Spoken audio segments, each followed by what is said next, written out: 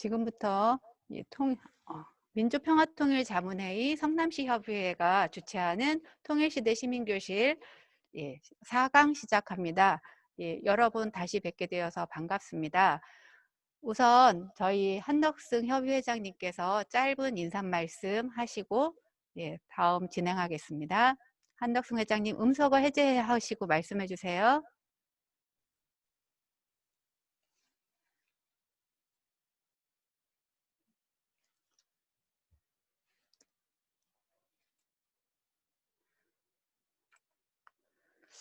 회장님 목소리가 저희는 안 들리는데요.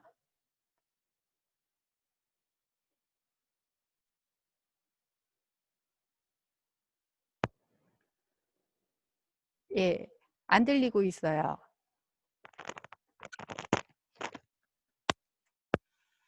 안 들리시나요? 이제 들립니다. 아, 예. 제가 이어폰을 껴서 안 들리는가 보다. 식사 다들 하셨죠? 네. 예.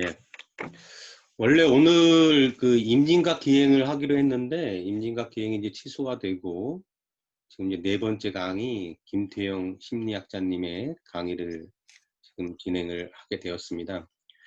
여러분 뭐 잘 아시겠지만은 그 김태영 선생님은 굉장히 그 탁월하신 심리학자세요. 그 개인의 심리뿐만 아니라 그 사회 역사적으로 집단 속의 개인이 심리가 어떻게 형성되는가를 아주 잘 분석하시는 굉장히 훌륭한 학자시거든요. 그래서 저도 그 이번 강의 굉장히 좀 기대하고 고대했던 강의입니다. 그래서 오늘 이 시간이 매우 이제 유익하고 아주 그 우리가 몰랐던 부분을 제대로 좀 알게 되는 좋은 시간이 되었으면 좋겠습니다. 김태형 선생님 언제 한번 대면하고 뵈었으면 좋겠습니다. 예. 감사합니다. 네, 협의회장님 감사합니다. 자, 지금부터 4강 함께 심리연구소 소장님이신 김태형 소장님 모시고요. 분단 75년으로 인해서 달라진 남과 북의 심리에 대해서 함께 들어보시겠습니다. 소장님 모시겠습니다.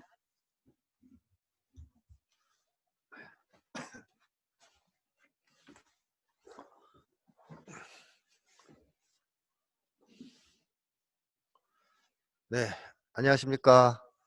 네, 심리학자 김태형입니다.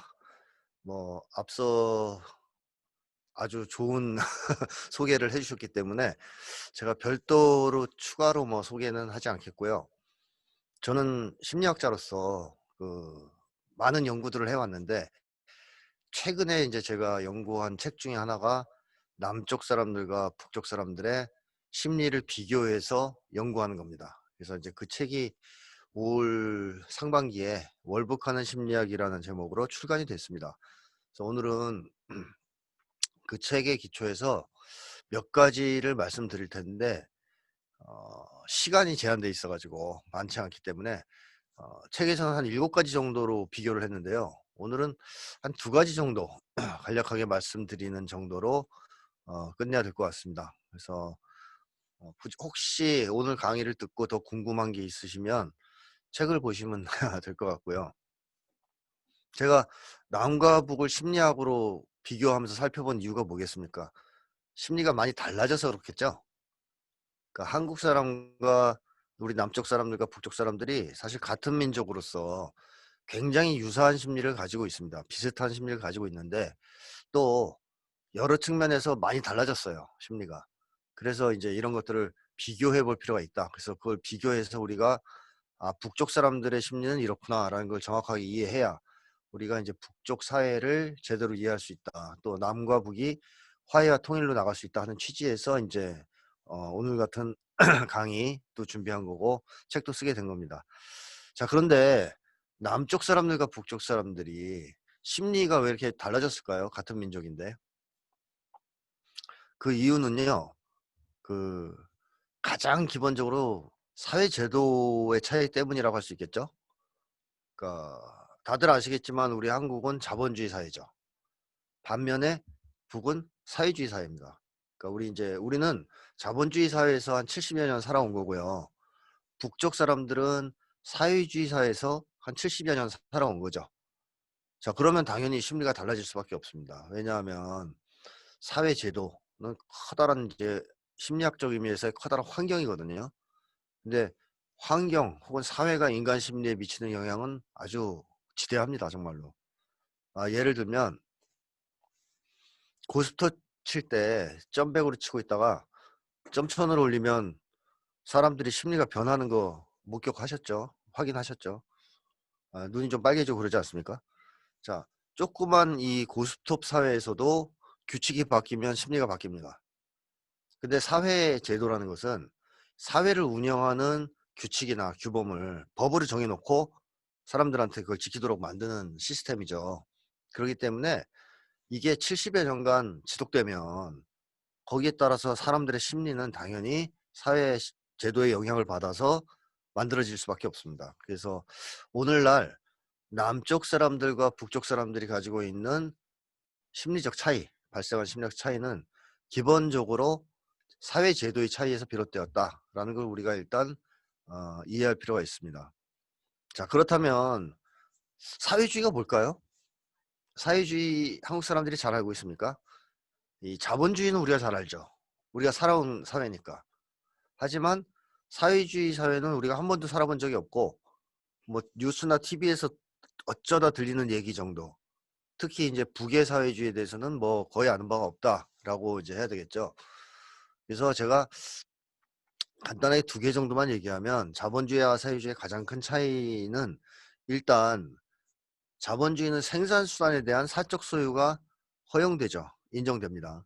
반면에 사회주의는 생산수단에 대한 사적 소유가 인정되지 않습니다. 금지되어 있어요. 북쪽 헌법에 이렇게 써 있습니다. 생산수단의 사적 소유가 안 된다고.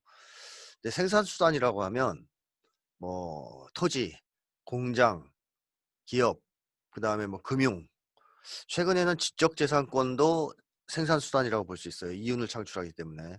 그러니까 이윤을 창출하는, 즉 돈을 벌 수 있게 해주는 모든 수단은 생산수단이라고 할 수 있습니다. 그런데 이제 남쪽 사회는 당연히 이런 생산수단을 개인들이 자유롭게 소유할 수가 있죠. 삼성을 뭐 이제 이재용 회장이 가지고 있다든가 상당 부분을, 또 뭐 어떤 회사는 조 누가 갖고 있다든가 뭐 이런 식으로 개인 소유가 됩니다. 근데 이제 북쪽의 사회주의 사회는 법으로 그게 금지되어 있기 때문에 생산수단을 개인이 못 가져요. 물론 개개인들이 자기 개인 소유물을 가질 수 있죠. 예를 들면 자가용차는 가질 수 있어요. 하지만 자가용차로 영업을 하면 안 됩니다. 그거 생산수단이 되기 때문에. 그러니까 택시는 못 가지는 거죠. 자, 이런 식으로 생산수단의 사적 소유가 금지되어 있다는 점이 이제 자본주의와 사회주의의 큰 차이고요. 네, 또 한 가지 차이는 이제 2번째 제가 이제 주제에서 말씀드릴 거랑 통하는 얘기인데, 생존과 관련된 얘기입니다. 생존. 그러니까 한국의 자본주의 사회는 기본적으로 개인의 생존을 개인이 책임지는 사회죠. 그러니까 개인들이 자기 생존을 알아서 이제 책임져야 되는 사회입니다.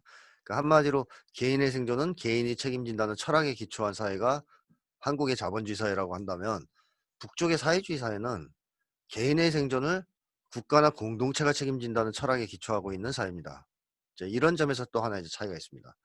자, 어쨌든 자본주의와 사회주의 이렇게 차이가 많이 나기 때문에 이 사회에서 살고 있는 사람들의 심리도 달라질 수밖에 없다라는 건데요. 그럼 어떤 점에서 차이가 많이 나타났을까요? 일단 한국 사람들과 북쪽 사람들의 심리가 크게 차이를 보이는 가장 큰 영역은 돈과 관련된 겁니다. 돈과 관련된 심리라고 할 수 있죠. 우리 한국 사람들은 돈에 대한 욕망이 어떤가요? 굉장히 강하죠. 굉장히 강합니다. 좀 과도하다, 좀 병적이다 이런 말이 나올 정도로 한국 사람들의 이 돈에 대한 욕망이 강렬하죠. 요즘에는 남녀노소도 뭐 차이가 없는 것 같고요. 이런 돈에 대한 어떤 욕망은 초등학교 아이들도 돈 얘기하고 뭐 이런 거 봐서는 한국 사람들이 거의 다 이 돈을 이제 원하고, 또 어떻게 보면 돈의 노예, 포로라고 해도 과언이 아닐 정도로 돈 하면서 살아가고 있는 그런 모습을 보이고 있습니다. 자, 그래서 한국 사람들은 돈에 대한 욕망이 워낙 강하고 모든 것을 이제 돈을 기준으로 생각하고 뭐 이러다 보니까 한국 사람들은 세상 사람들이 다 그럴 거라고 생각하는 경향이 있어요.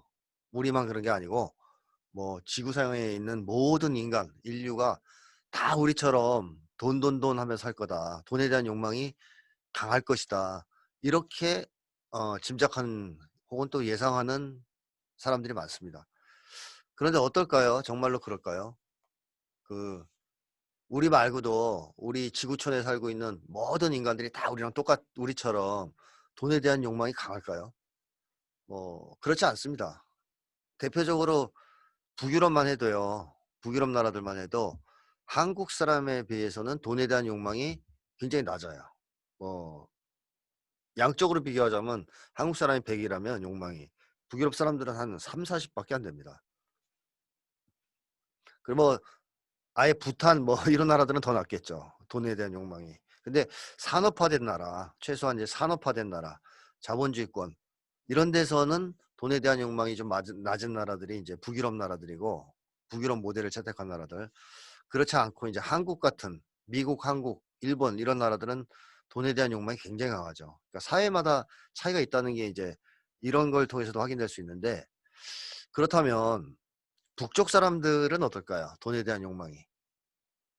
한국이 100이라면 북유럽이 3, 40이라고 제가 이제 비유를 했지 않습니까? 그럼 북쪽 사람들은 한 1, 20 정도라고 볼 수 있어요. 그러니까 북유럽 사람들보다 더 돈에 대한 욕망이 약해요. 이 북쪽 사회는. 그런 점에서 이제 한국과 큰 차이가 벌어지죠. 많이 차이가 나죠. 자, 진짜로 그럴까? 정말일까? 이렇게 생각하시는 분들이 이제 있으실 수 있는데 한국 사람들과 남쪽 사람들과 북쪽 사람들의 돈과 관련된 심리가 크게 차이가 난다는 것을 잘 보여주는 하나의 사례가 있습니다. 전형적인 사례라고 할 수 있는데요. 그 개성공단은 다 알고 계시죠? 개성공단. 다음번 교육 강의를 아마 개성공단 이사장이신 김지장 이사장님이 하실 건데, 자, 개성공단 남쪽 사람들과 북쪽 사람들이 막 몸을 부대끼면서 같이 생산을 했던, 생활을 같이 했던 그런 곳입니다. 한 10여 년 그렇죠. 10여 년 넘게. 자, 그런데 개성공단에 있는 북쪽 노동자들이 남쪽 사람들을 보면서 계속 궁금했던 게 있는 거예요. 뭐가 제일 궁금했냐면 왜 남쪽 사람들은 그렇게 돈을 벌려고 할까? 예? 그리고 뭐 입만 열면 왜 돈 얘기를 하고 모든 걸 돈 중심으로 사고할까? 이게 정말 궁금했던 겁니다. 북쪽 사람들이. 그래서 어느 날 북쪽 노동자가 남쪽 관리자한테 물어봤어요. 왜 악착같이 돈을 벌려고 합니까? 이렇게 물어봤습니다.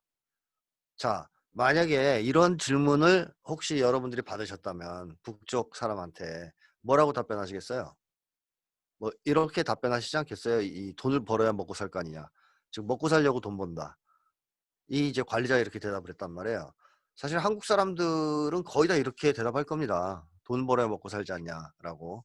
그래서 이 관리자가 우리 한국인의 아주 평균적인 마음을 대변해서 제 대답을 잘 했어요. 자, 그러자 북쪽 노동자가 알아듣나요? 이해를 못해요. 이렇게 대답해요. 우리는 그렇게 안 해도 먹고 삽니다. 이렇게 얘기를 합니다. 자, 그래 이제 설명을 해줬는데 안 통하니까 하나 더 이유를 대야 되겠죠? 그래서 남쪽 관리자가 우리는 더 잘 살려고 돈을 벌려고 하는 거다. 즉, 뭐 먹고 사는 문제 아니더라도 돈 더 많이 벌어서 더 잘 살려고 하는 거다. 이렇게 대답을 했어요. 이것도 아마 이제 한국 사람들이 보통 하는 대답일 수 있겠는데요. 자, 그러자 북쪽 노동자가 이제 이해를 하나요?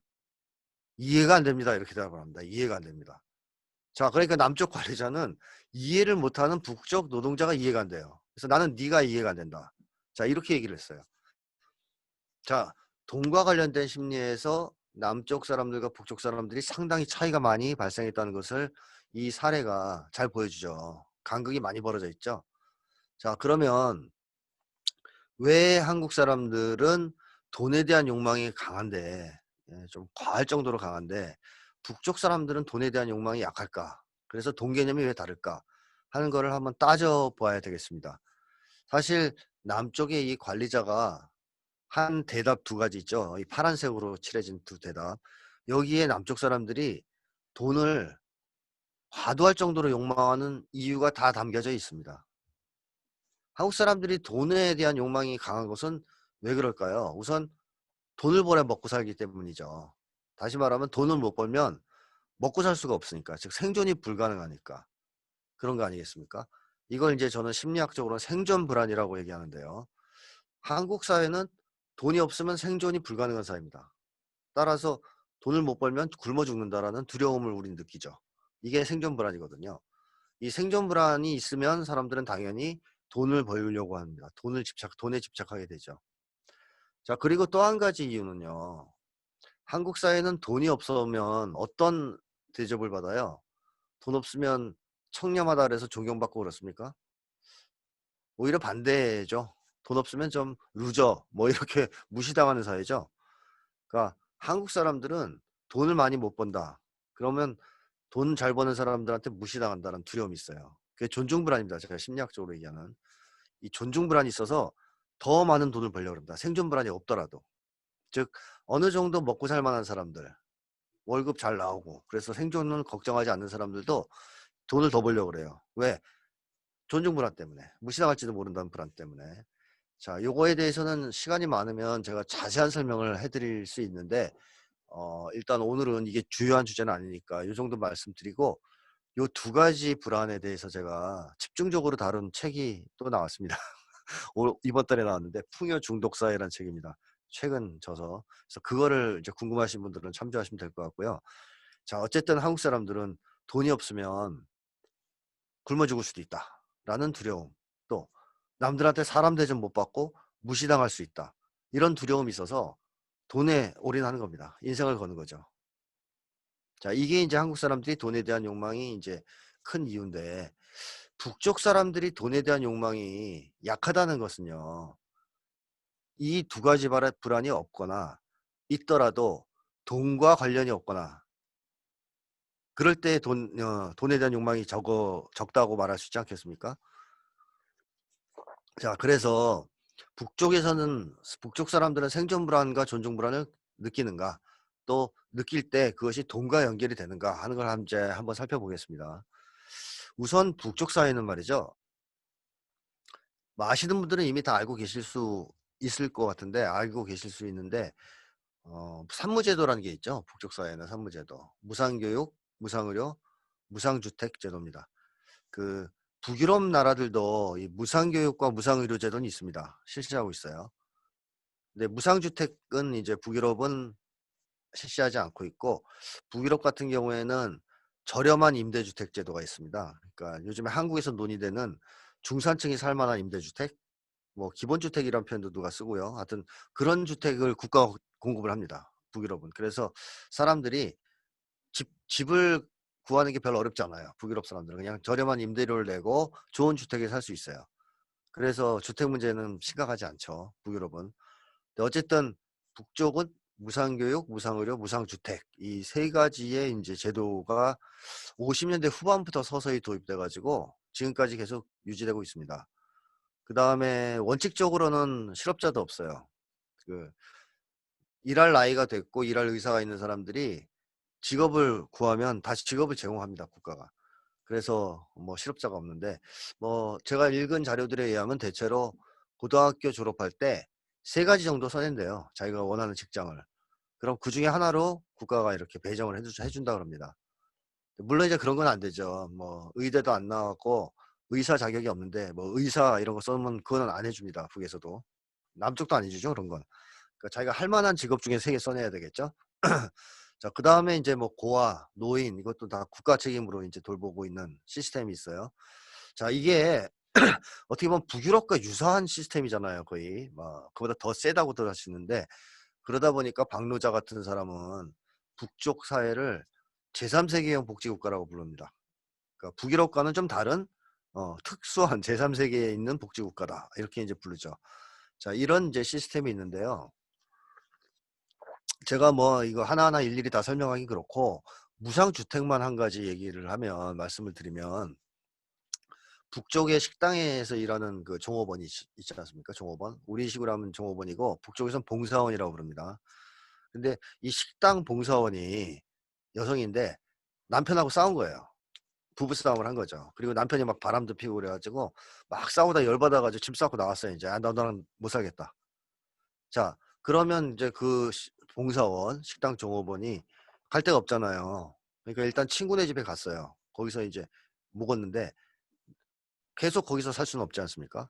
그래서 그 여성이 주택 배정가를 다 찾아갑니다. 북쪽은 주택을 개인이 소유 못 하거든요. 다 국가 소유거든요. 그래서 그 국가가 개인들한테 주택을 배정해 주는데 그걸 하는 행정기관이 바로 이제 주택 배정가입니다. 그래서 이 여성이 주택 배정가에 찾아가서 얘기를 한 거죠. 나 남편하고 싸워서 집 나왔다. 집 줘. 자, 그러면 그 주택 배정가에서 그 여성한테 집을 줘야 될까요? 안 줘야 될까요? 네, 줘야 됩니다. 원칙적으로. 그래서 주택 배정가 직원이 그렇게 얘기를 했다 그래요. 아, 우리가 당신 같은 경우에 당신처럼 이렇게 싸우고 나와서 이제 집 달라는 사람들한테 집을 주니까 다 따로 살다 이혼하더라. 그러니까 좀 더 생각해 보시는 게 어떠냐. 이런 얘기를 했다 그래요. 이제 달랜 거죠. 그래도 안 된다 그러면 집 줍니다. 그러니까 원칙적으로 집을 필요로 하는 사람이 달라 그러면 주게 돼 있어요. 자, 그런 사례도 이제 제가 뭐 확인한 게 있고, 그 다음에 여기 이제 계신 분들도 다 방송 보도 통해서 이미 알고 계실 것 같은데, 북쪽에서 올해 수해가 엄청나게 났었죠. 황해도 뭐 함경도 강원도 뭐 엄청난 수해가 나서 주택들이 다 이제 무너지고 막 이제 파손됐습니다. 자, 그랬을 때 북쪽에서 이제 뉴스를 보셔서 아시겠지만 어떻게 했습니까? 그 인민군 그 다음에 평해에 있는 뭐 당원들 파견해서 집을 다 지어줬죠. 이번에 지금까지 지은 주택이 몇천 채가 된다 그러고요. 내년에 또 2만 5천 채 정도 짓는다 그러는데 그걸 왜 지어주냐 하면 북쪽은 무상주택 제도가 있기 때문에 어차피 국가가 지어줘야 돼요. 그러니까 인민군을 보내서 짓든 당원을 보내서 짓든 그거는 뭐 중요한 게 아니고 어차피 집이 무너지면 국가가 그걸 지어주게 돼 있습니다. 뭐 그런 차원에서 이번에 수해가 났을 때에도 국가가 주택을 지어준 거죠. 자, 어쨌든 이러한 어떤 산무제도가 있고 그 다음에 또 이거는 뭐 더 많이 알고 계실 것 같은데 북쪽은 배급제 사회라고 할 수 있죠. 배급제가 실시되는 뭐 식량 당연히 배급되고요. 식량 그리고 식량이 아닌 된장, 간장, 뭐 식용유, 소금 같은 양념이나 조미료 이런 것도 배급이 되고 채소, 과일, 사탕, 과자, 물고기도 정기적 배급이 되고 국가적 명절 등에는 고기류 등이 이제 특별 배급되고 김장철에는 김장용 배추, 무가 배급됩니다.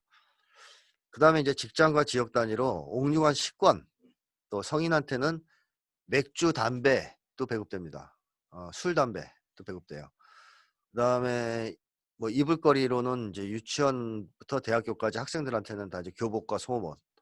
그 다음에 직장인들한테는 옷감이 배급되죠. 옷감. 그 다음에 그 이외에는 뭐 학생들은 뭐 이제 학용품, 그 다음에 직장인들 혹은 학생들 차비, 그리고 놀이공원 이용권 뭐 이런 것도 배급된다 합니다. 그러니까 제가 여기 이제 책에서 써놓은 거는 사실 제가 확인할 수 있는 것들만 써놓은 겁니다. 더 있을 수도 있고요. 뭐 그런데 그 이상은 확인이 이제 안 됐기 때문에 일단 요거까지 써놨는데요. 자, 이 배급은 어쨌든 양과 질이 경제가 좋아지는 데 따라서 더 좋아진다고 보시면 됩니다. 경제가 어려울 때는 이 배급이 잘 안 됐겠죠. 고난행군을 할 때는. 근데 그렇지 않고 경제가 좋아지면 배급의 양과 질이 그만큼 좋아진다. 이렇게 이제 보면 되겠습니다. 자, 그 북쪽 사회가 이렇게 산무제도가 있고 배급제가 있단 말이에요. 그러면 사람들이 돈이 없으면 죽는다라는 생각을 할까요? 이제 그게 아니라는 거죠. 요 시스템 때문에 이 시스템은 이제 쉽게 얘기하면 국가가 개인의 생존을 책임지는 시스템인데요. 북유럽 사회도 일부 실시하고 있는 그런 시스템인데 국가가 개인의 생존을 책임지기 때문에 개인들이 돈을 못 번다고 나 죽는다. 생존이 안 된다. 이렇게 생각하지는 않습니다. 그래서 아까 그 북쪽 노동자가 개성공단 관리자, 남쪽 관리자가 돈을 벌어야 먹고 살 거 아니냐 그러니까 그냥 즉각 튀어나오는 거예요, 말이. 우린 돈 없어도 살 수 있다고. 그리고 남쪽에 온 탈북자들도 그 얘기를 하거든요. 북쪽은 돈 없이도 살 수 있는 곳이다. 자, 이게 이제 첫 번째 이제 차이인데요. 남과 북의 차이. 그러니까 남쪽 사람들은 생존을 개인이 책임져야 되고 돈을 벌어서 그걸 해결해야 되기 때문에 이제 돈에 대한 욕망이 강한데 북쪽 사람들은 그거를 개인이 해결하질 않아요. 국가적 차원에서 해결이 되죠. 그래서 돈을 벌어서 내가 내 생존을 해결한다 이런 관념이 거의 없습니다. 자, 거기서 이제 돈에 대한 욕망이 이제 낮아지는 하나의 이유가 있고요. 그런데 어떤 분들은 또 그런 얘기를 하시는 분들도 있어요. 그 북쪽에 이제 이런 산무제도가 있으면 뭐 하냐, 무상의료 같은 거 있으면 뭐 하냐, 의료 서비스의 질이 또 우리보다 훨씬 떨어지는데 질이 낮은데 그게 있으면 뭐 하냐 이런 얘기 하시는 분들도 있는데 그거는 좀 우리 시각이고 관점을 좀 달리해서 볼 수도 있습니다. 무슨 얘기냐면요. 의료 서비스의 질을 기준으로 놓고 본다면 한국이 더 질이 높은가요? 미국이 질이 높은가요? 미국이 높죠. 미국이 세계 최고입니다. 의료 서비스의 질은. 세계 최고의 의료진과 의료 기술, 의료 설비, 뭐 의료 기자재, 뭐 이런 게 다 갖추고 있는 나라가 이제 미국입니다. 또 의료비 지출도 한국보다 많이 해요, 미국이. OECD 회원국 중에 상위권에 들어갑니다. 탑은 아닌데 한 1, 2, 3위 안에 들어갈 겁니다. 미국이 의료비 지출하는 정도가. 그러니까 미국이 막대한 의료비를 지출하고 있고 국가가 의료 서비스의 질도 높아요. 그런데 이번에 코로나 사태를 우리가 경험하면서 한국 사람들이 느낀 게 있죠. 자, 한국의 의료 서비스 제도가 좋아요? 미국의 의료 서비스 제도가 좋습니까? 대부분의 한국 사람들이 한국이 좋다 그럽니다. 의외죠. 왜 의료 서비스의 질은 미국이 높은데 왜 한국의 서비스 제도를 더 좋다 그럴까요? 그거는 미국의 제도보다 더 평등해서 그렇습니다. 미국의 의료 서비스 제도는 일단 질은 높은데 대단히 불평등하죠. 예를 들면 5천만 명이 의료보험이 없죠. 미국 사람들 중에. 그리고 맹장 수술을 한번 받으면 2천만 원 나옵니다. 그 병원에 일주일 정도 입원하면 억대의 돈이 나옵니다. 그래가지고 미국 사람들이 경제적으로 파산하는 그 원인을 조사해 보면 파산 원인 1위가 의료비예요. 어지간한 중산층도 미국에서는 자, 근데 미국이 왜 그렇게 이렇게 의료비를 많이 쓰는데도 혜택을 사람들이 못 받을까요? 그 제도가 불평등해서 그렇습니다. 그러니까 미국은 국가가 지출하는 그 많은 의료비가 다 어디로 가냐면 보험회사, 제약회사, 영리병원 이런 데서 다 가져가요. 일반 국민들한테 안 돌아가요, 돈이. 그러니까 일반인들은 혜택을 못 받는 거죠. 그래서 이번에 코로나에도 대응을 잘 못한 거고요. 한국은 국가에서 지출하는 의료비를 그렇게 빼먹는 게 덜한 거죠. 뭐 하나도 없지는 않겠지만 거의 안 빼먹고 국민들한테 골고루 혜택을 주기 때문에, 즉 평등하기 때문에. 그렇기 때문에 이번 코로나 사태에도 미국보다는 더 잘 대응을 한 겁니다. 한국 사람들이 미국 제도보다 더 만족해하는 거고. 자, 그래서 제가 말씀드리고자 하는 요지는 우리가 미국 의료 서비스 제도가 질이 더 높다고 부러워하지 않는 것처럼 북쪽 사람들이 남쪽 의료 서비스 서비스가 자기들보다 질이 높다고 무조건 부러워할 거라고 생각하게 하는 것은 또 우리 시각이라는 거죠. 잘못된 시각. 북쪽 사람들은 그렇게 생각 안 할 수도 있다는 것이죠. 왜냐? 평등성이 높다면 만족할 수도 있다는 겁니다. 사실 사람이 제일 힘든 거는 돈이 이제 뭐 내가 이제 돈이 없어서 죽는데 누구는 돈이 있어서 살아나는 걸 이제 괴로워하는 거지. 다 같이 이런 병 걸리면 누구도 뭐 누구를 불문하고 다 죽는다. 어차피 돈이 있어도 죽는다. 그럴 땐 덜 고통스럽죠. 다시 말하면 상대적 빈곤이 사실 사람들을 더 괴롭게 만드는 거지 절대적 빈곤이 아니라는 거는 뭐 많이 알려져 있죠. 자, 그런 점에서 이 제도는 그렇게까지 뭐 남쪽의 일각에서 얘기하는 것처럼 폄하할 이유는 저는 없다라고 생각을 합니다. 일단 이런 제도들은. 자, 그리고 어떤 분들은 또 고난의 행군을 떠올리면서 이 제도가 지금은 실시가 안 되고 있다, 뭐 유명무실하다 이렇게 말씀하시는 분들도 있는데요. 산무제도나 배급제도가 그렇지는 않죠. 예를 들면 아시는 분들은 이미 이제 알고 계시겠지만 한국이 북쪽보다 더 잘 살게 된 게 언제부터입니까? 거꾸로 얘기하면 언제까지 북쪽이 우리보다 잘 살았습니까? 보수적인 학자들도 70년대까지라고 얘기합니다. 그리고 약간 이제 진보적인 학자들은 80년대까지라고까지 얘기합니다. 즉 6, 70년대는 뭐 무조건 북이 우리보다 잘 살았다는 걸 다 인정하는 거고 80년대도 북이 잘 살았다고 보는 사람들이 꽤 있다는 것이죠. 자, 어쨌든 북쪽 경제가 7, 80년대까지는 굉장히 좋았습니다. 어느 정도냐면 사회주의 나라들 중에서도 굉장히 잘 사는 나라에 속했고 중국 사람들이 북에 쇼핑을 왔고요. 한국의 어부들이 70년대에 그 잘못해서 북에 넘어갈 때가 있잖아요. 그러면 가서 놀랜다는 거죠. 너무 잘 살아서. 그러니까 한국 사람들의 기준, 그때 70년대 기준으로 보면 너무 잘 사는 거예요. 그래서 돌아와서 그런 얘기를 했다 국가보안법 걸린 사례들이 꽤 많습니다. 그러니까 70년대까지도 그랬고 80년대에도 남쪽에서 84년에 수재가 났을 때 굉장히 많은 물품 지원을 했었죠. 북쪽이. 여유가 있었다는 얘기죠. 그리고 북쪽에 이제 전기 생산, 식량 생산이 정점을 찍은 게 80년대 후반입니다. 자, 그런 걸 여러 가지 고려해 보면 80년대까지는 북쪽이 경제가 굉장히 좋았다는 거예요. 배급도 상당히 잘 나왔다 그럽니다. 증언들을 들어보면.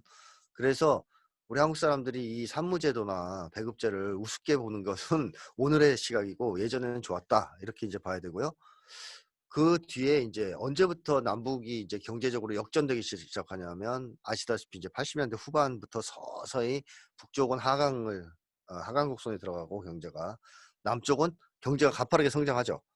그래서 90년대를 넘어서면 북은 뭐 이제 정말 경제적인 어려움을 겪죠. 고난행군이라고 들어보셨죠? 반면에 남쪽은 80년대, 90년대를 지나면서 경제가 엄청나게 성장을 합니다. 이제 풍요로워졌죠. 이래서 이제 지금은 완전히 바뀌었어요. 남과 북이. 자, 그러면 어떤 분들은 고난행군 들어간 이유가 궁금하실 수도 있는데 왜 그럴까? 근데 오늘은 시간 관계상 제가 자세한 얘기는 하기 힘들고 아주 간단하게 한 가지만 얘기하면요. 그 80년대 후반에 무슨 일이 있었죠? 90년대 초까지. 이 소위 사회주의 진영이 무너졌죠. 동구 사회주의 다 나라들이 망했고 자본주의화 됐고 소련이라고 하는 사회주의 종주국을 자처했던 소련도 91년에 망했습니다. 자본주의화 됐죠. 그리고 이 나라들이 다 미국과 같이 대북 경제 봉쇄에 들어가죠. 대북 봉쇄에 들어갑니다. 자, 이건 어떤 상황이냐면요. 우리 입장에서 보면 하루아침에 일본, 미국, 유럽이 다 사회주의 나라가 된 거예요. 그리고 우리가 자본주의를 고수한다고 봉쇄를 하는 거예요. 그 나라들이 다. 전 세계랑 힘을 합쳐서. 그럼 한국 경제 어려워지지 않을까요? 대단히 어려워지겠죠. 북쪽이 딱 그런 처지에 놓인 겁니다. 그 당시 91년도 상황에. 그리고 그때 이후에 90년대 초반에 3년 연속 엄청난 자연재해가 북을 강타했는데 뭐 올해 이 뭐 태풍은 아무것도 아닙니다. 북에 있는 탄광이 다 잠겼다 그럽니다. 싹. 어마어마한 비가 이제 온 거죠. 자, 그러면 북쪽에 어떤 문제가 있냐면 국제적으로 봉쇄를 당하면 북쪽이 자력으로 해결 못하는 물건들이 있어요. 수입을 꼭 해야 되는 거. 석유, 코크스, 뭐 그다음에 고무 이런 거는 수입을 해야 되거든요. 근데 그거 이제 봉쇄로 못 들어오죠. 거기에 석탄이 다 이제 잠겨버린 겁니다. 자, 그럼 북쪽에 에너지원이 없죠. 에너지원이 없으면 공장이 안 들어갑니다. 공장이 안 들어가고 기계가 쓰고 그러면 비료 생산이 안 되고 트랙터가 안 들어가고 농업 생산이 바닥을 치게 돼 있습니다. 그래서 식량난이 시작되죠. 자, 이게 이제 고난행군의 원인이라고 보시면 되겠고요. 어쨌든 내후외환이 다 겹치면서 시작된 게 고난행군이다라고 볼 수 있겠는데 현재는 고난행군이 어떨까요? 이제 당연히 이제 한국 사람들은 이때 이미지가 있어요. 북쪽이 고난행군을 했을 때 이미지가 있어요. 그 가난하고 힘들었을 때. 그래서 지금도 그럴 거라고 생각하시는데 2005년 정도만 되면 고난의 행군의 여파가 이제 거의 끝납니다. 북쪽에서 공식적으로 고난의 행군이 끝났다라고 선언한 것은 98년인데 그 여파가 2005년까지는 거의 갔습니다. 그래서 배급제가 정상화된 게 2005년으로 저는 알고 있어요. 북쪽이 국제사회 식량 더 이상 안 받겠다고 선언한 게 2005년입니다. 자, 어쨌든 현재는 고난행군은 이제 끝났다고 봐야 되겠고요. 2006년부터 안 받겠다고 선언했죠. 네. 그리고 2005년 10월 1일에 식량 배급 제도가 전면 회복됐고 최근에 이제 그 이후에 북쪽에 가는 사람들은 경제가 많이 좋아지고 있다라는 것을 이제 다들 얘기하고 있죠. 일단 이게 이제 평양 사진이거든요. 또 인터넷 찾아보시면 이제 많이 보실 수 있는데 이게 지금 평양입니다. 그 북쪽을 아주 자주 방문했던 한 이제 유명한 기자분은 그런 얘기를 하십니다. 한 달 만에 다시 방문하면 또 표양이 확 달라져 있고 또 한 달 만에 방문하면 확 달라져 있고 이런 정도로 지금 건설이라는 게 이렇게 잘 되고 있고 뭐 가게, 배급소 이런 데 가보면 물건들이 풍부하대요. 거의 이제 국산화된 물건들이 가득가득 차 있고 사람들이 다 거의 다 스마트폰 들고 다니고 하여튼 풍요로워지고 있는 게 눈에 이제 확인이 된다라고 얘기하십니다. 그리고 얼마 전에 제가 만났던 분도 신의주를 예전에 많이 갔었는데 그 지금은 코로나 때문에 못 가고 6개월 전에 신의주와 현재의 신의주를 강 건너에서 본 적이 있는데 몰라볼 정도로 달라졌다 뭐 이런 얘기를 하십니다. 그래서 전국적으로 어쨌든 지금 전반적으로 건설 붐이 있다 뭐 이렇게 이제 볼 수 있고 이번에 수재가 나서 2,500채 이상의 집을 한꺼번에 지었잖아요. 근데 그걸 할 수 있다는 것은 인력 동원 문제를 빼더라도 자재가 있다는 얘기잖아요.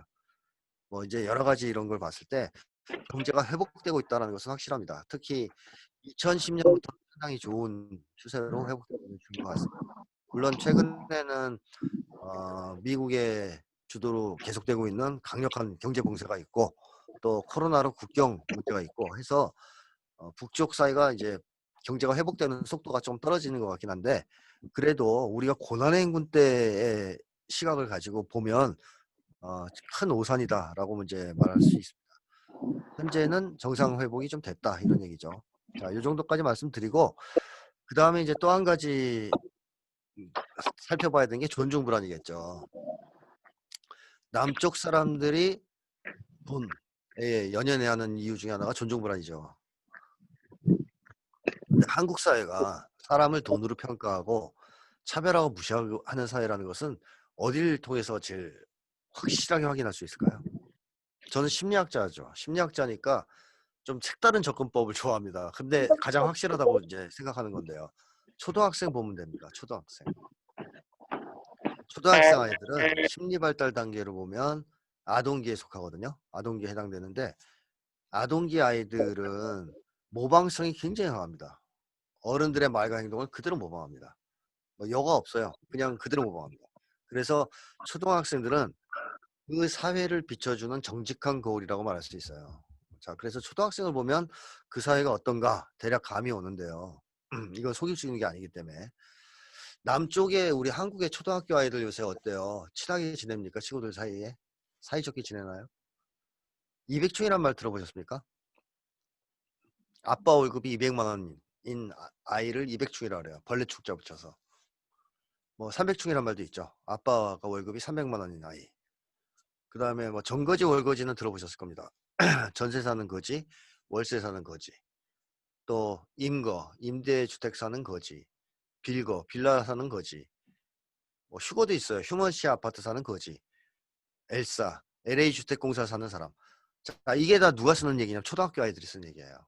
제가 신문 기사에서 보고 외운 것만 이 정도 됩니다. 더 훨씬 많습니다. 그러니까 우리 한국의 지금 초등학교 아이들이 학교에서 친구를 만나면 우리는 똑같은 친구야 잘 지내 이러지 않아요. 그 친구 아빠가 200만 원 받으면 200충이에요. 같이 안 놀아요. 차별하고 무시합니다. 서울은 이미 아파트 평수대로 놀잖아요. 애들이 50평 따로 40평 따로 30평 따로. 그래서 50평 사는 아이들이 40평 사는 아이들 무시하고 40평 사는 아이들은 30평 사는 아이들 무시하죠. 자, 우리 초등학교 아이들이 이렇게 하는 행동 누구 보고 따라하는 거겠습니까? 뭐 당연히 부모님이나 어른들 보고 따라하는 거죠. 애들이 날 때부터 뭐 차별주의를 가지고 태어나지는 않을 거고요. 자, 근데 그렇다면 우리가 똑같은 기준에서 북쪽의 초등학생을 보면 북쪽 사회가 어떤 사회인지 사람에 대한 존중이 뭐에 의해서 좌우되는지 대략 알 수 있지 않겠습니까? 이제 북쪽 아이들을 관찰해 보면 북쪽 아이들은 뭐 당연히 이제 경제적 격차가 크지 않죠. 북쪽 사회는 일단 평등 수준이 굉장히 높은 사회입니다. 북유럽보다 더 높죠. 그래서 경제적 격차가 크지 않기 때문에 직업이나 뭐 돈이나 이런 거 갖고 놀리는 일은 없어요. 그거 갖고 뭐 이제 서로 놀리거나 뭐 부끄러워하거나 이런 건 없고 한 가지 이제 확인되는 건 이런 거죠. 부모가 당원이냐 아니냐. 그래서 예를 들어 부모가 노동당 당원이다. 그러면 약간 애들이 이제 으쓱대고 목에 힘주고 부모가 노동당 당원이 아니다. 그러면 약간 쪽팔려 한다 그럴까요? 그런 거가 이제 있다라는 게 확인됩니다. 자, 근데 북쪽 사회에서 당원은 어떤 의미가 있을까요? 당원이라는 것은 뭐 한국 사회에서는 북쪽 노동당 당원 그러면 이제 특권층이다 뭐 군림하는 사람들이다 이렇게 얘기하는데 그거는 이제 사실 잘못된 얘기고 잘못된 얘기입니다. 만약에 그랬다면 말이죠. 당원들이 그런 사람들이라면 고난행군 때 북은 망했습니다. 제가 볼 때. 못 견딥니다. 그거 못 이겨냅니다. 근데 통계 자료를 보면요. 고난행군 때 가장 많이 죽은 사람들이 당원들입니다. 비율로 봤을 때. 훨씬 많이 죽었습니다. 일반 사람보다 당원들이. 그러니까 굶을 일이 있으면 일단 제일 먼저 굶어야 되는 사람들이 당원이라는 얘기죠. 특권층이라기보다는. 그리고 이번에도 저기 인민군 군인들을 투입했잖아요. 주택 건설할 때. 근데 군대 투입이 한계에 부딪히자 누구를 보냅니까? 당원들 보냈습니다. 당원들. 그것도 어디 당원들? 한국에서 특권층이라고 얘기하는 평양에 있는 당원들을 파견했습니다. 뭐 12,000명이 가서 수해 복구했죠. 집 지어줬죠. 자 어쨌든 뭐 여러 가지 면에서 제가 오늘은 시간이 없기 때문에 많이 얘기하긴 그런데 한국 사람들이 아는 것처럼 당원이 뭐 돈 많이 받고 특권층이고 뭐 이런 사람들은 잘 안 해요. 어떻게 보면 더 고생 많이 하고 사회를 위해서 수해 나면 집 지으러 삽들고 가야 되는 사람들이에요. 그 고난행군 오면 밥을 제일 먼저 굶어야 되는 사람들이고. 자 이렇기 때문에 사실 당원 된다 그래서 개인적으로 이익되는 건 많지 않아요. 근데 북쪽에서는 왜 사람들이 당원이 되려고 그럴까요? 명예가 있습니다. 명예. 그 당원이다 그러면 아까 아이들이 목에 힘준다 그랬죠. 명예입니다. 명예. 그러니까 당원이다 그러면 사람들이 아 훌륭한 분이시군요. 뭐 이런 평가를 하는 거죠. 그래서 북쪽은 기본적으로 명예 이런 거에 의해서 존중이 좌우돼요. 돈이 아니라. 예를 들면 북에서 또 존경받는 사람들이 영해군인이거든요. 영해군인. 영해군인들은 우리식으로 얘기하면 상위군인입니다. 군복무하다가 장애가 생긴 사람들. 근데 북쪽은 평양 지하철 가보시면 가보실 수 없는 내가 사진 같은 거 보시면 영해군 인석이 따로 있어요. 아예. 그리고 식당에도 붙어 있습니다. 영해군인 우선봉사. 이런 식의 이제 존중을 받는 거죠. 돈과 좀 무관하죠. 그리고 뭐 돈이 뭐 여러 가지를 좌우하지 않는 사회라고 이제 봐야 되는데 사회주의다 보니까 예를 들면 큰 집에 살고 싶으면 어떻게 해야 될까요? 우리는 아주 큰 집, 좋은 집에 살고 싶으면 돈을 많이 벌어야죠. 돈을 많이 벌어야 되는데 북쪽에서 만약에 내가 큰 집 갖고 싶다 그러면 어떻게 해야 되겠습니까? 머리수 늘려야 됩니다. 머리수. 그러니까 한 명이 이제 집에 주택 배정가에 가서 집 주세요 그러면 1인용 주택 줘요. 조그만 거. 결혼해서 두 부부가 이제 가서 주세요 그러면 2인용 주택 줘요. 애가 태어나서 우리 애 있어요 그럼 3인용 줍니다. 부모님 모시고 살아요 그럼 더 큰 집 줘요. 그러면 한 식구, 애 한 5 낳고 부모님 모시고 이러면 큰 집 주겠죠. 정말 대골 같은 집. 그러니까 북쪽은 큰 집을 갖고 싶어도 돈으로 해결이 안 됩니다. 그게. 머리수 늘려야 돼요. 자, 그러니까 이제 이런 여러 가지 이유 때문에 북쪽은 돈 많다 그래서 야, 뭐 이렇게 높게 보고 돈 없다 그래서 막 내려다보고 이런 게 거의 없어요. 그러면 설사 존중불안이 있다 하더라도 그게 돈과 연결이 잘 안 되겠죠. 북쪽에서는. 오히려 이 사람들은 존중불안이 있다. 즉 무시당할지도 모른다. 이런 두려움이 있으면 어떻게 하려고 그럴까요?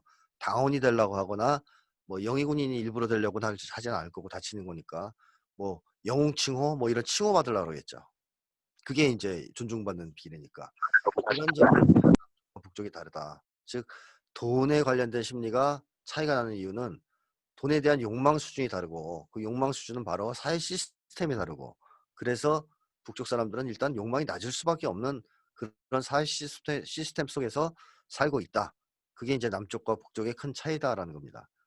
이걸 잘 이해하지 못하면 북쪽 사람들과 접촉했을 때 상당히 많은 문제들이 있다라고 얘기할 수 있습니다. 제가 그 사례들을 여러 가지 알고 있는데 오늘은 시간 관계상 일단 이 정도로 생략을 하고요. 보니까 잘못하면 하나밖에 못할 것 같아가지고 넘어가고요. 두 번째 얘기를 좀 하고 싶은데요. 남쪽과 북쪽 사회의 또 하나 가장 큰 차이라고 꼽는다면 한국은 개인주의 사회고 북쪽은 집단주의 사회라는 걸 꼽을 수가 있습니다. 자, 근데 개인주의와 집단주의가 뭐냐면요. 그 개인과 집단 간의 관계가 있잖아요. 내가 집단 속에서 살아가지 않습니까? 사람은 항상 뭐 어디에 소속돼서 집단 속에서 항상 살아가는데 집단 속에서 살아가는 우리 개인들이 개인과 집단 간의 관계를 따져봅니다. 자기도 모르게 따져보게 돼요. 그랬을 때 집단보다 개인이 더 중요하다라고 판단하면 개인주의 심리를 갖게 되는 겁니다. 반대로 개인보다는 집단이 더 중요하다라고 판단하면 집단주의 심리를 갖게 되죠.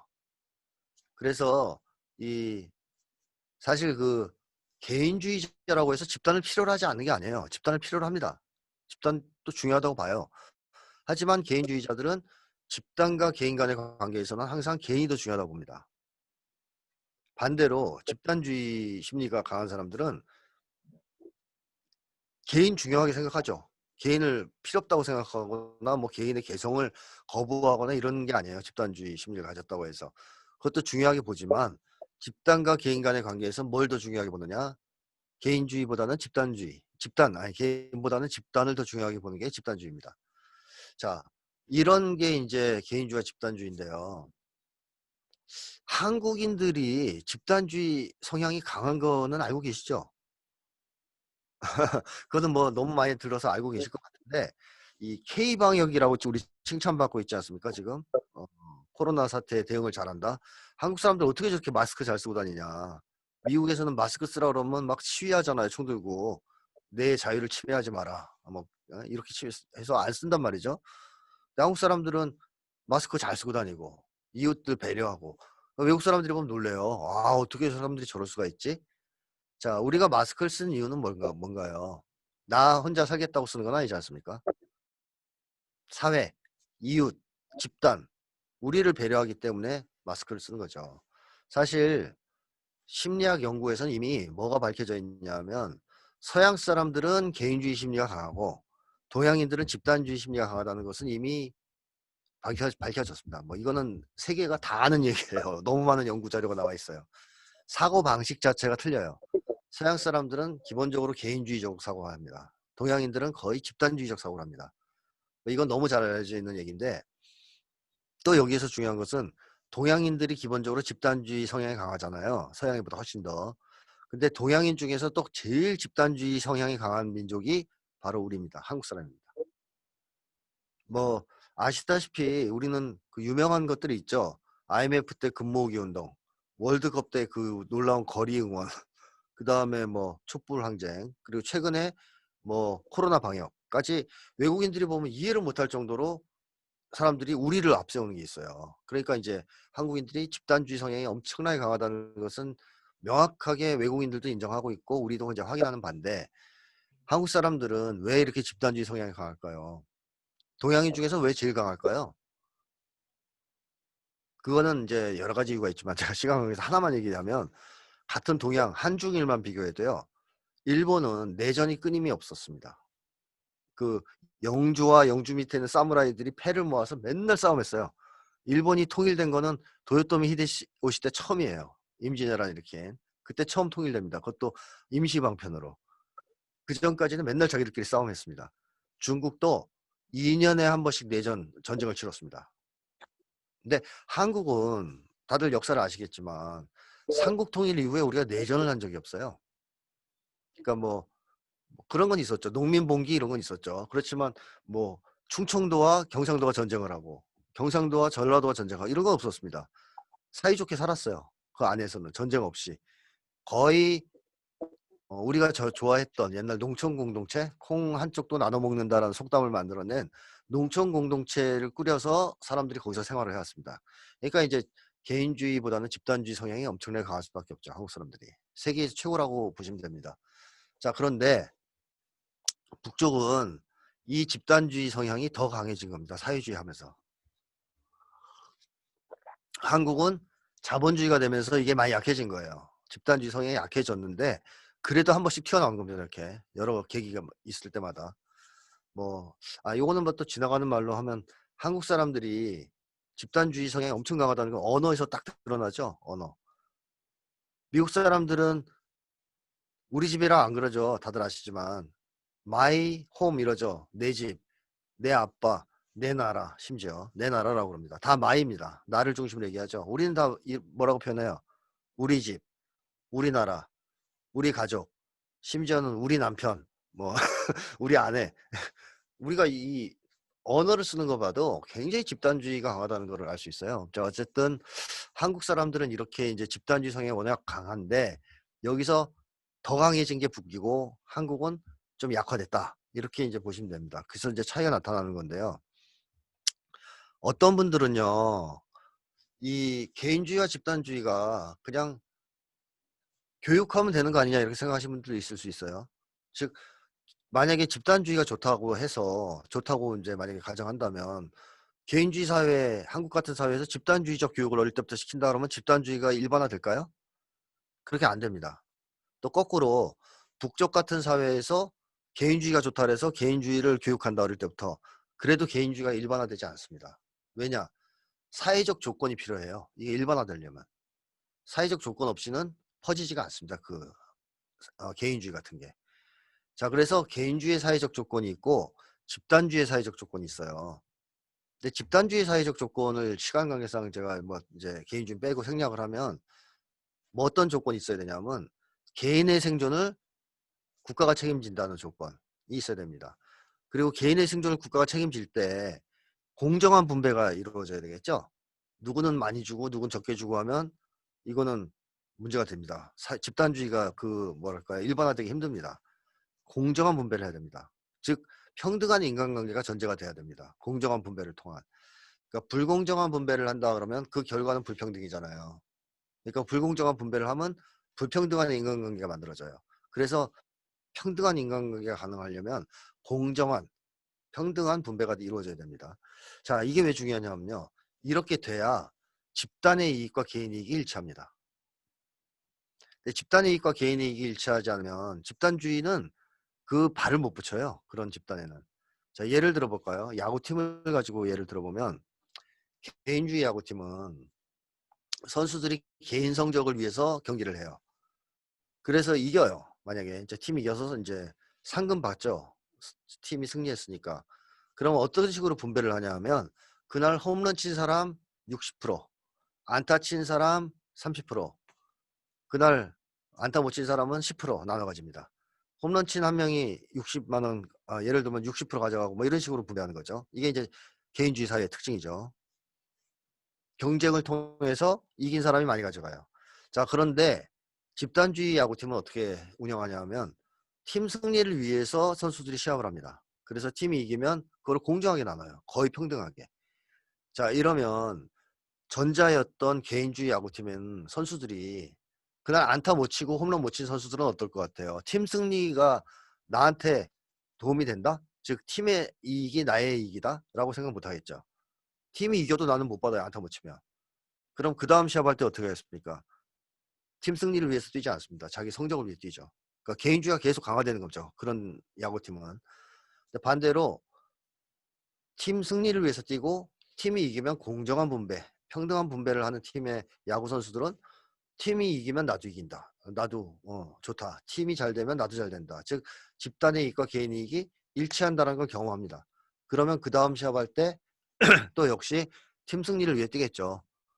자, 이게 이제 집단주의의 전제 조건이에요. 집단의 이익과 개인의 이익이 일치한다는 거. 그러니까 다시 한번 정리하면 사회가 개인의 생존을 책임지고, 아까 이제 그거는 북에서 배급제님을 살펴보셨죠. 그 다음에 두 번째는 사람들이 평등한 인간관계에 있고, 즉 공정한 분배가 비교적 이루어져야 되고, 빈부격차 심하고 불평등 심하면 안 된다는 거죠. 그렇게 되면 집단의 이익과 개인의 이익이 일치합니다. 사람들이 그렇게 느껴요. 아, 국가가 잘 되면 나도 잘 되고 국가가 안 되면 나도 힘들다라는 걸 느끼죠. 그렇게 되면 그런 사회에서는 집단주의가 일반화될 수 있습니다. 근데 그렇지 않은 사회에서는 집단주의가 일반화되기 어렵습니다. 뭐 개인주의의 장점이라고 한다면요, 그걸 꼽을 수 있어요. 사람들이 미친 듯이 일하겠죠. 왜냐하면 그날 홈런을 치지 못하거나 안타를 치지 못하면 쫄쫄 굶어야 되잖아요. 그러니까 아주 뭐 경쟁이 치열합니다. 그러다 보면 사회적으로는 더 풍요로워질 수는 있어요. 물질적으로. 실제로 우리 한국이 북쪽보다는 물질적으로 더 풍요롭죠. 자, 그렇다면 집단주의 야구팀의 강점은 뭘까요? 선수들이 이렇게 미친 듯이 막 이기려고 하지는 않을 수 있습니다. 왜냐하면 이기든 지든 어쨌든 공평하게 분배되니까. 하지만 관계는 더 좋습니다.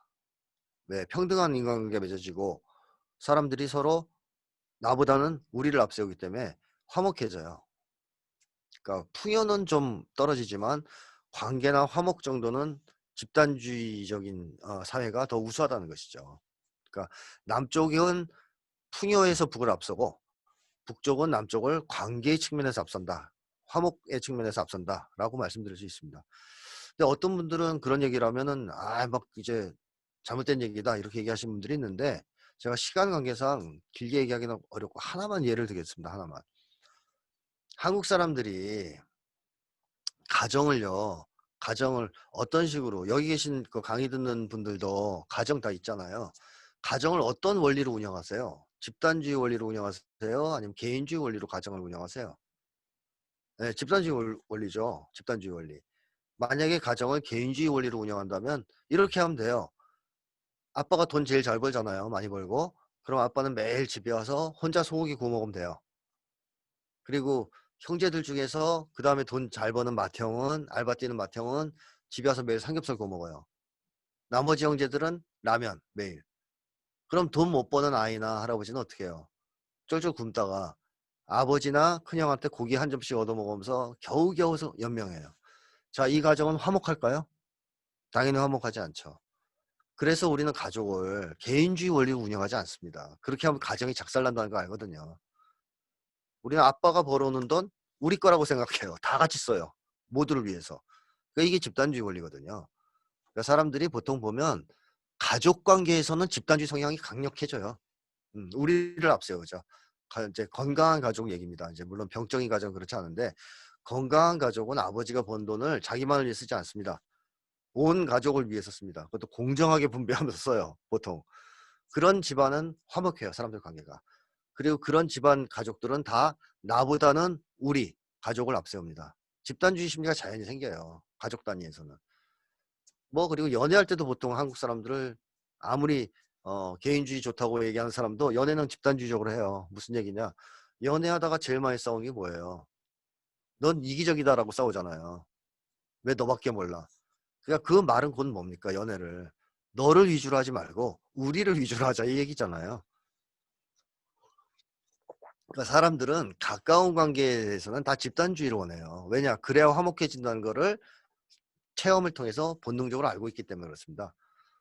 자, 그래서 집단주의가 물론 경제적으로 볼 때는 더 풍요로워진다라고 보기는 어려울 수도 있어요. 그것도 반론이 존재합니다만 하지만 기본적으로 집단주의 심리와 집단주의 원리라는 것은 사람들 관계를 화목하게 만든다는 건 분명해요. 우리가 가족이라든가 이런 게 바깥 사회보다 훨씬 화목하잖아요. 그래서 상대적으로 가족이 집단주의 원리로 운영이 되니까 또 집단주의 원리로 운영되는 협동조합 같은 것도 개인주의 원리로 운영되는 기업보다는 훨씬 화목해요. 사람들 관계가.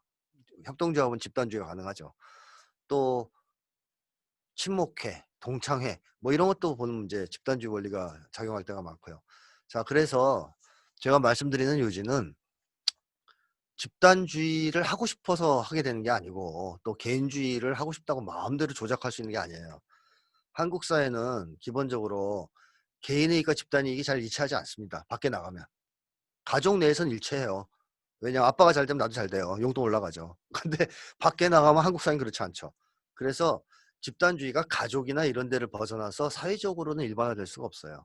반면에 북쪽은 그게 가능하다는 것이고 북쪽은 또 개인주의를 일반화시키기 어려워요. 시스템 자체가 사회주의라서. 그래서 이 북쪽 사회는 사람들이 집단주의 심리가 굉장히 강렬할 수밖에 없습니다. 원래 집단주의 성향이 강한 데다가 사회주의적인 시스템 때문에 더 강해졌다라고 보시면 됩니다. 그래서 한국인들은 거의 개인을 중심으로 모든 걸 생각한다면 가족 관계를 빼내고 이제 사회로 나오면 개인 중심이죠. 북쪽은 거의 사람들이 우리 중심입니다. 집단 중심. 이걸 이해 못하면 또 남과 북 사람들이 서로 만났을 때 상당 부분 갈등이 야기될 수가 있죠. 실제로 그런 얘기들을 제가 많이 확인을 했고요. 자, 그래서 이런 두 가지 정도가 일단 남과 북의 가장 큰 차이다라는 점을 말씀드리고 싶고 마지막으로 한 가지만 이제 부탁드리고 마무리를 짓겠는데 그건 뭐냐면 우리 한국 사람들이 북쪽을 알려면 사회주의가 뭔지 정확하게 알아야 됩니다. 제가 계속 얘기하지만 그걸 모르면 무조건 욕하게 돼 있어요. 이해가 안 되니까. 야, 쟤네들은 왜 애들이 저러냐. 우리 입장에서는 이해가 안 되거든요. 근데 사회주의 시스템 속에서 살면 그런 심리를 가질 수밖에 없다는 거를 원리적으로 파악을 하게 되면 그때는 화가 안 나요. 그냥 그럴 수밖에 없겠네. 그쪽 사람들은. 그러니까 우리랑 다른 거네. 그러니까 쟤네들이 틀렸다 뭐 이런 게 아니고 일단 우리랑 다른 거네. 아, 그런 사회에 살면 나도 그렇게 되겠네. 라고 바라보는 관점이 저는 필요하다. 이렇게 생각합니다. 뭐 그 외에도 수많은 할 얘기가 있습니다만 시간이 딱 제한되어 있기 때문에 오늘은 일단 여기까지 말씀을 드리고 강의를 마무리 짓겠고요. 혹시 궁금하거나 부족한 점은 책을 참조하시기 바랍니다. 자, 오늘 강의는 이걸로 일단 마치겠습니다. 네, 소장님 강의 잘 들었습니다. 네, 혹시 지금 강의 들으신 내용 중에서 궁금하셔서 질문하시고 싶으신 분 계신가요? 아직 화면이 안 보이는 분들이 계셔서요. 손을 들어주시면, 민순엽 위원님, 예, 음소거 해제하시고 말씀해 주세요.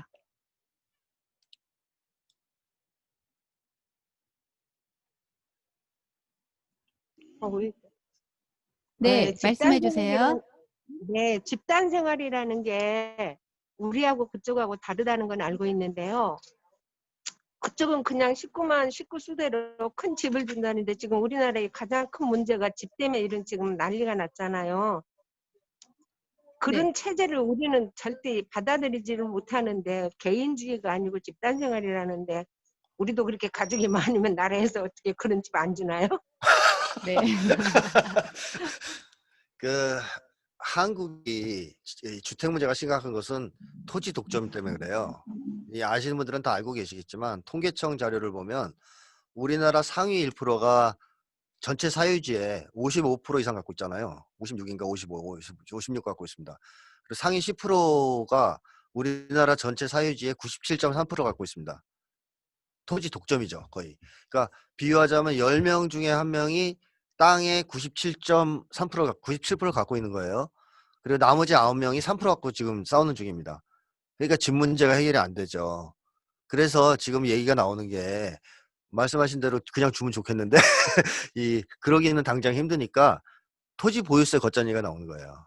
이 토지 갖고 있는 사람들한테 세금을 좀 물리자, 좀 내놓게 하자, 그걸 독점하지 않게, 이런 얘기가 나오는데 지금 여러 가지 아이디어가 나오는 걸로는 알고 있습니다. 이제 아까 북유럽식의 저렴한 임대주택 제도라든가 아니면은 아예 이제 토지 보유세를 강력하게 매겨서 사람들이 집을 뱉어내게 하자, 뭐 이런 얘기도 있고 한데 궁극적으로는 저는 장기적으로는 전 토지 국유화까지도 한번 생각해 볼 필요가 있다고 봅니다. 그 싱가포르 같은 경우에는 거의 주택을 국가가 땅을 사가지고요. 국가가 주택을 공급하는 뭐 그런 시스템인데 주택 문제 거의 해결했거든요, 싱가포르이. 뭐 그런 것도 우리가 한번 고려해 볼 수는 있겠습니다. 네, 당장은 안 해줄 겁니다, 아마. 네, 감사합니다. 예, 또 다른 분 혹시 질문 있으신가요? 지금 손 들으신 분이 아직은 안 보이는데요. 이건 네. 제가 질문 드리는 건데요. 네네. 예. 우선 다른 분들 질문 나오기 전에 제가 궁금한 것들을 좀 적어봤는데요. 네. 서로 남과 북 행복의 기준이 서로 다른데요. 네네. 남쪽은 아무래도 돈에 치중하고 북은 명예를 중시한다고 하셨는데 그렇다면 남북의 사람들이 만나서 감정의 교류를 시작하려면 무엇부터 해야 될까요? 자, 일단 여기 제가 자료 지금 PPT 자료 네, 어쨌든 나왔네요. 김민종이란 분이 2016년에 발간한 책입니다. 그 책 제목이 아마 북한의 청년들에게 물었습니다라는 책인 것 같은데 이분이 이제 호주 교포인데 북에 가서 젊은 사람들을 관심이 많으니까 인터뷰를 계속 한 거예요. 다니면서.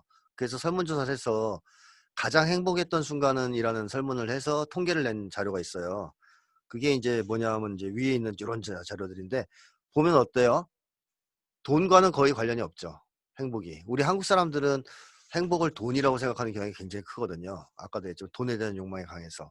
근데 북쪽 사람들은 그거라기보다는 사회로부터 인정과 존경을 받았을 때, 뭐 상, 표창장, 뭐 이제 이런 거 그랬을 때 이제 좋아하기 때문에 행복에 대한 기준이 달라요. 남쪽 사람들은 돈 더 있으면 행복해진다고 믿는다면 북쪽 사람들은 사회로부터 인정받거나 존중받을 때, 즉 명예를 얻었을 때, 이럴 때 행복하다라고 보기 때문에 서로 만나서 감정 교류를 하려면 우리 기준으로 행복을 가지고 논하면 안 되고 북쪽도 그렇겠죠.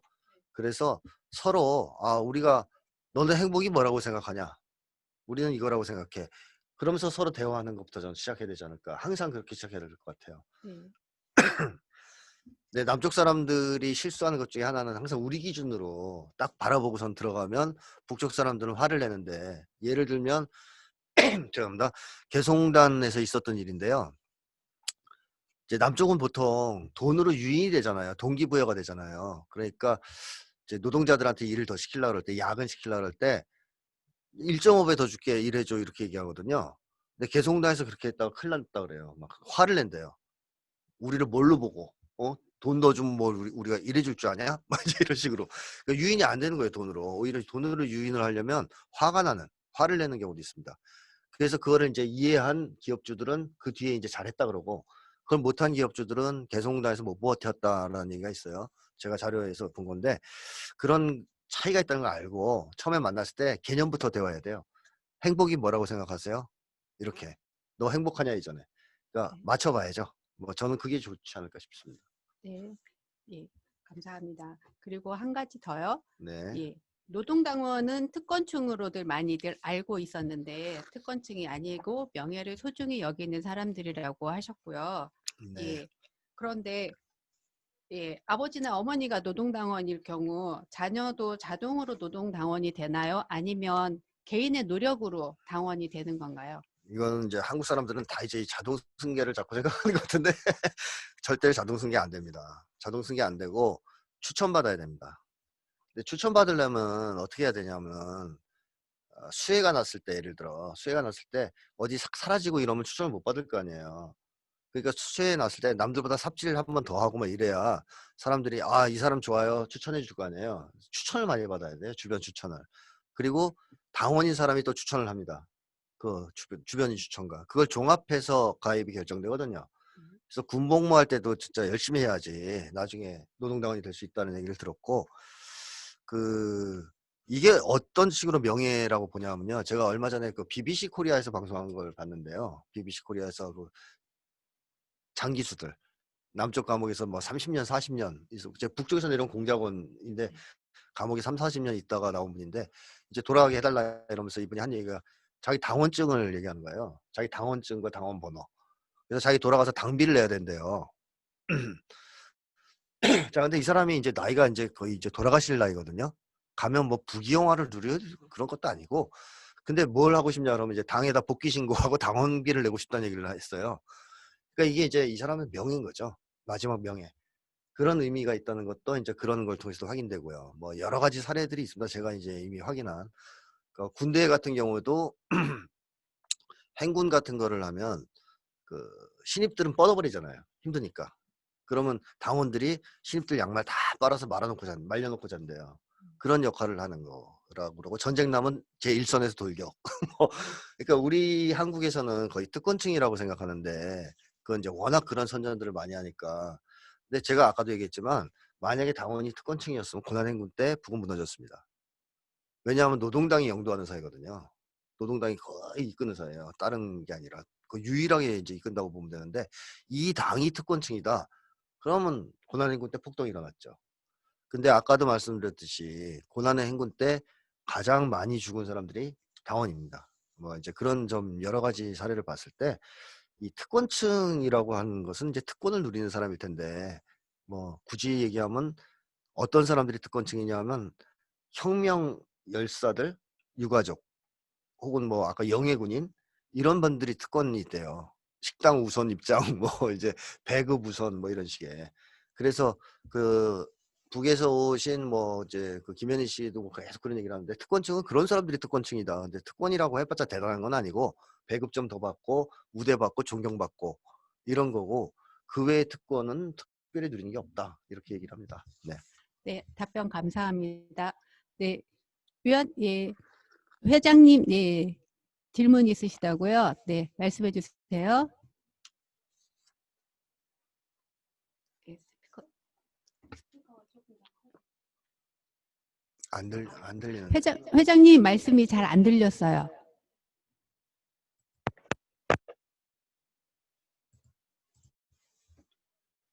들리시나요? 예, 이제 들립니다. 예, 예. 아니, 북한이 이제 비핵화를 이루고 이제 제재가 해제되고 체제가 보장이 된다면, 그래서 이제 한반도에 이제 평화 체제가 구축이 된다고 했을 때, 그 북한도 이제 상당히 이제 변화가 될 텐데요. 근데 북한의 그 변화 방향이 지금 현재 사회주의를 표방하고 있는 뭐 중국 모델이 있고 뭐 베트남 모델도 있고 그런데 어느 방향으로 좀 변화가 될지 그런 부분에 대해서 좀 이렇게 예측되는 측면이 어떻게 있는가요? 예. 아, 북쪽은 중국식 개혁 개방을 예전부터 반대해서 싸웠고, 사실 그렇게 할 생각이 있었으면 고난행군도 했을 겁니다. 그렇게 하면 미국이 풀어준다는 얘기를 했었기 때문에. 그래서 미국 북쪽 내에서도 그때 개방하자 이런 얘기가 나왔었는데 거부하고 사회주의 길을 이제 온 거란 말이죠. 그래서 제가 볼 때는 중국식으로는 안 갈 것 같아요. 그래, 중국 되게 싫어하거든요, 북쪽 사람들이. 정서적으로도. 그래서 중국식으로는 안 갈 거고 자기식의 사회주의를 계속 고수하려고 하지 않을까, 전 그렇게 봅니다. 상황이 바뀌어도. 그리고 나름대로 북쪽에서는 성과를 내고 있다고 이제 자평하고 있기 때문에 그 자기식 사회주의를 통해서. 그래서 아마도 그거는 고수하지 않을까. 그러니까 중국식 무슨 식 이런 다른 방식을 따라가려고는 하지 않을 것 같다는 생각이 듭니다. 그래서 이번에 그 고난행군도 아까 잠깐 말씀드렸지만 북쪽에서는 개방을 통해서 해결하려고 하지 않고 뭐 자력자강, 뭐 자력갱생, 자력부강 이런 얘기를 하지 않습니까, 스스로. 근데 예를 들면 코커스가 없으면 제철을 못 하는데 제철이 안 됐어요. 그래서 그 경제 봉쇄 때문에. 그러자 북에서는 무연탄으로 제철법을 만듭니다. 그걸 이제 북에서는 주체철이라고 부르는데요.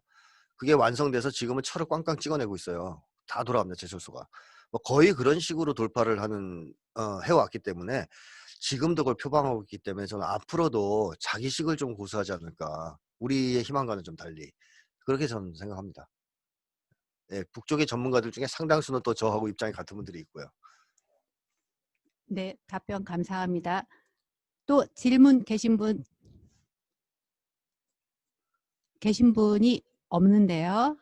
네, 그렇다면 이제 시민교실 4강을 이제 마무리하려고 합니다.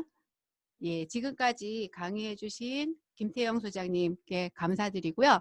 예, 잠시 후 5강 안내 드리겠습니다. 감사합니다.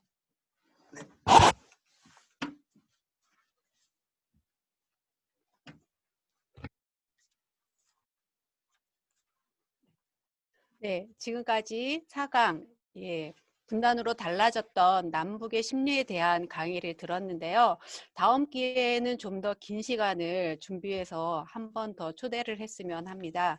예, 그리고 다음 주 월요일 11월 30일에는 개성공업지원재단의 김진양 이사장님을 모시고 꽉 막힌 한반도 평화 어떻게 풀어갈지 강의를 듣도록 하겠습니다.